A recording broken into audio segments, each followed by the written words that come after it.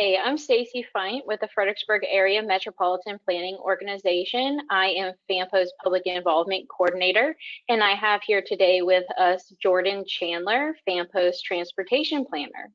And so, Jordan, we have just a few questions for you today to help folks better understand what is the Long Range Transportation Plan. So the first question, in simple terms, can you tell us what is the Long Range Transportation Plan? Yeah, of course. So the long-range transportation plan looks at current transportation network, which includes things like vehicles, freight, rail, transit, pedestrian, and bicycle needs, as well as creating a plan in order to address our needs as our region grows over the next 30 years. So our region includes Stafford and Spotsylvania, as well as the city of Fredericksburg. And this plan is updated about every 5 years to reevaluate the existing conditions as we have grown, and also to include newly proposed plans and projects. And we're currently in the reevaluation stage of our 2045 LRTP to plan for the 2050 LRTP.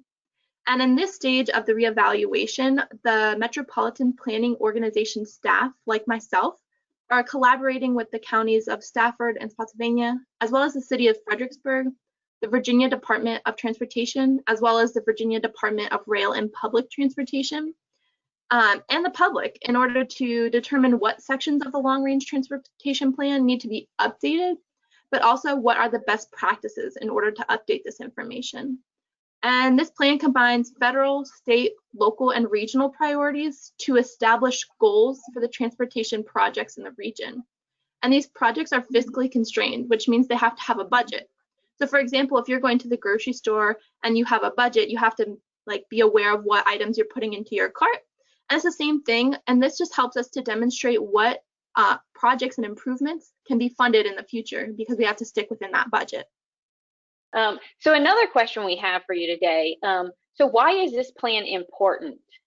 Yeah, that's a great question. So this long range plan is super important because it plays a role in outlining our current and future needs for the region. It helps set a direction for the planning efforts and financial investments of these projects. The transportation plan does not only evaluate how people travel in the region, such as cars, bikes, and trains, but it also evaluates the demographics, economics, passenger movement, as well as freight, and how to understand what the anticipated growth or decline of the region might be. So this growth and decline, combined with the expected land use, will impact the demand on our transportation system in the future. Great. You ready for one more question? Yeah, of course. So who contributes to developing this plan?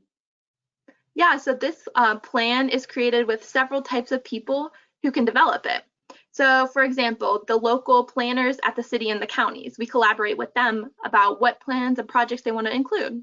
We also have ourselves, the regional metropolitan planning staff, and my coworkers, as well as state and federal workers who work at VDOT and the Federal Highway Administration, and then local transportation agencies like Fredericksburg Transit, as well as the Virginia Railway Express, or VRE.